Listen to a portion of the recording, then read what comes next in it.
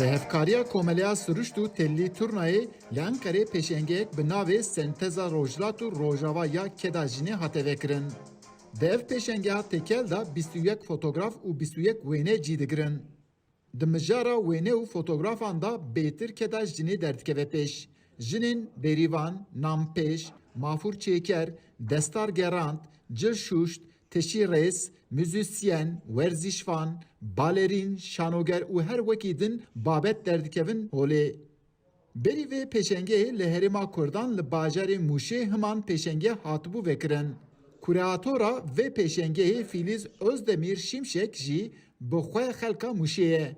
Ew li ser projeyên civakî radweste û bi taybet jî vana bi awayekî hunerî derdixîne pêş. Me pêşangeha xwe ya yekemîn li bajarê Mûşê vekir. Ew dem em li ser projeyê mijîl bûn. Sih fotograf û 22 wêne me pêşandan.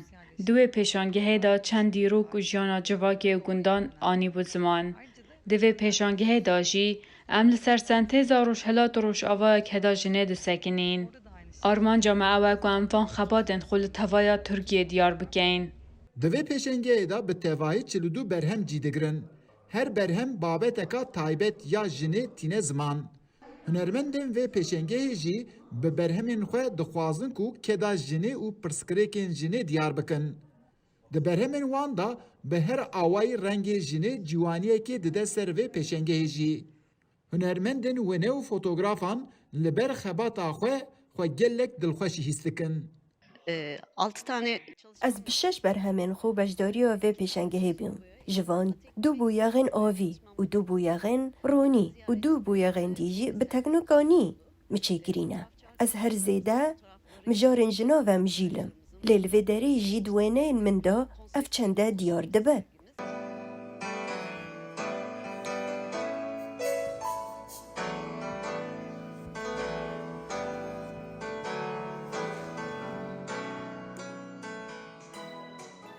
ben grafik Ez bi xwe dîzaynera grafîk im.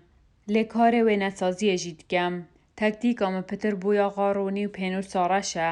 Bala min herî zêde xebatên jina dikişîne. Jinên ku nan dipêjin, teşiyê dirêsin û karê malê dikin. Ez di wêneyên xwe de cî didim wan. Wek hunermenda temaşevanê ku di vê pêşengehê de digerin jî tameka estetîk li ser xwe dibînin.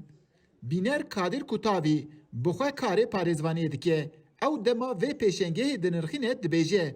Jin êdî di her warî da ser hildane. Di nav van wêneyan da jî em viya dibînin. Ew wêneyê wan çêkirî me temaşe kir melê nerî. Ser jinên ketkar xebatan dikin ew jinên ku helwesta mêrên wekî dagirkeyê li ser wan sekinin. Li hember wî xebatekî gelek baş û hunerê wan ên gelek baş û qedîm çêkirine. Ya xwedatî ez hatim lê nerî û ez gelekî kêfxweş bûm. Ev pêşenge herçiqas wek destpêk derkeve pêş jî lê hunermendên jin bi biryarin ku ew ê himan pêşengehê li tevahiya Tirkiyê bigerînin. Piştî Mûşê rawestoka wan ya duyemîn Enqere bû.